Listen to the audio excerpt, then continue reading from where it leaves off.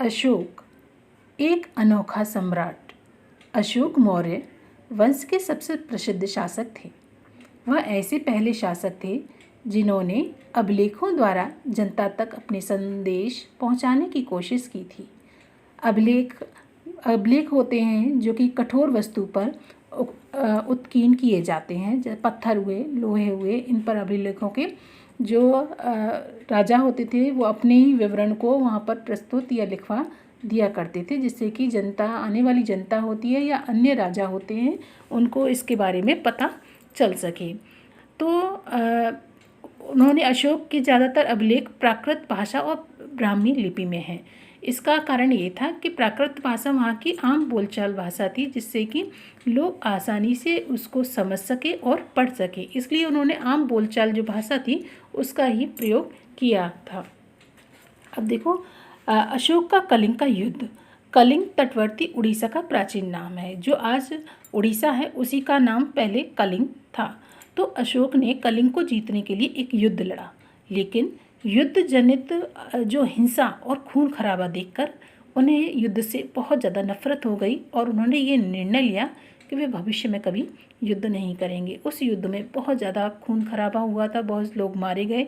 फिर उनका हृदय जो परिवर्तन हुआ तो उन्होंने ये कह दिया कि वो अब कभी युद्ध नहीं करेंगे और उन्होंने युद्ध का हमेशा विरोध किया। तो ऐसे ही एक कहानी है जो कि आती है कि एक कलिंग युद्ध का वर्णन करता हुआ एक अशोक का जो अभिलेख है, अभी हमने बताया ना अभिलेख क्या होते हैं, तो अभिलेख में एक वर्णन मिलता है कि उसमें लिखा हुआ है, उन्होंने अपनी मन की बात लिखी है कि अपने एक अभिलेख में अशोक ने एक बात कही थी। क्या कहा उसमें? उन्होंने कहा, राजा बनने के 8 साल बाद मैंने कलिंग विजय की।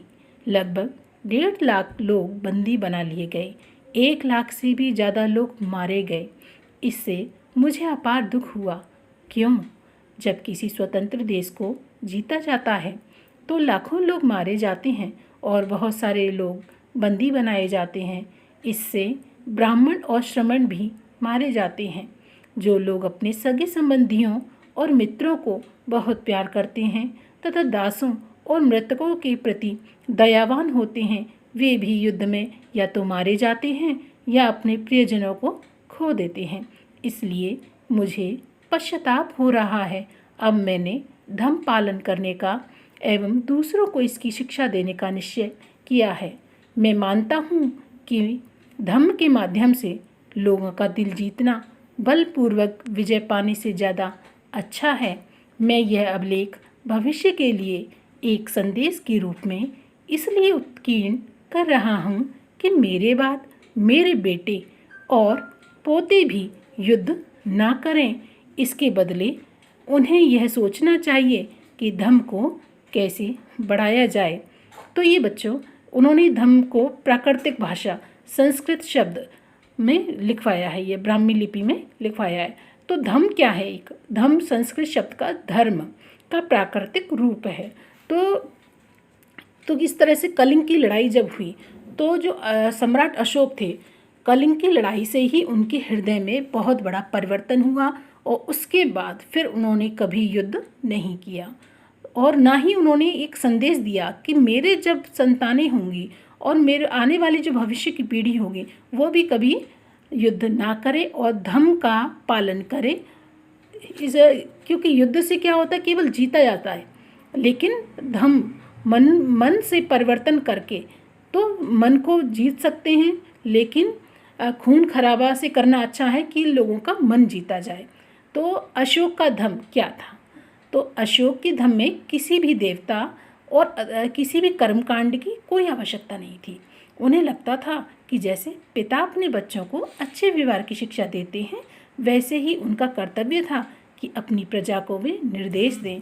वे बुद्ध के उपदेशों से बहुत प्रभावित थे। ऐसी कई समस्याएं थीं जिनके लिए उनमें संवेदना थी।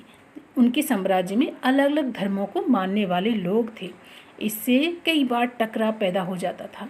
अगर अलग अलग धर्म के लोग होते हैं तो क्या होता है, आपस में लड़ाई झगड़े भी होते हैं, तो कई बार टकराव भी हो जाते थे और वहाँ उस समय जानवरों की बलि भी चढ़ाई जाती थी। दास और जो नौकर थे उनके साथ बुरा व्यवहार किया जाता था। इसके अलावा परिवार में और आसपास के जो पड़ोसी होते उनमें भी क्या होते रहते थे, लड़ाई झगड़े होते रहते थे। अशोक ने ये महसूस किया कि इन समस्याओं का निदान उनका कर्तव्य है, क्योंकि वो एक राजा थे और राजा का कर्तव्य होता है कि उनके राज्य में हो रही जो भी समस्या हैं उनका वो निदान करे। तो उन्होंने समझा कि ये तो मेरा कर्तव्य है कि मैं इन समस्याओं का निपटारा करूं। इसलिए उन्होंने धम्म महामात नाम के अधिकारियों की नियुक्ति की, जो जगह जगह जाकर धम्म की शिक्षा देते थे। तो कौन से अधिकारी थे वो? धम्म महामात के अधिकारी, जो कि धम्म यानी कि धर्म की शिक्षा देते थे जगह जगह जाकर। इसके अतिरिक्त अशोक ने अपने संदेश कई स्थानों पर शिलाओं और स्तंभों पर खुदवा दिए थे। शिलाएं होती हैं पत्थरों पर, स्तंभ होते हैं खंभों पर, तो वहाँ पर भी उन्होंने अपनी शिक्षाओं को खुदवा दिया था, है ना। और अधिकारियों को ये निर्देश दिया था कि वे जाकर कहाँ संदेश को उन लोगों को पढ़कर सुनाएं जो खुद पढ़ नहीं सकते थे, यानी कि जो अनपढ़ थे, जिनको शिक्षा नहीं मिली थी। तो उन्होंने अपने जो अधिकारी होते थे उनसे ये आदेश देते थे कि तुम जाओ दूर दूर तक और ये जो संदेश हैं हमारे उन लोगों को पढ़कर सुनाओ। अशोक ने धम्म के विचारों को प्रसारित करने के लिए सीरिया, मिस्र, ग्रीस तथा श्रीलंका में भी दूत भेजे थे। तो इस तरह से आपने जाना कि जो सम्राट अशोक थे कि उन्होंने किस तरह से अपना जो मन है वो किस तरह से परिवर्तित किया और धर्म के प्रति उनके क्या विचार थे और उनकी क्या शिक्षाएं थीं।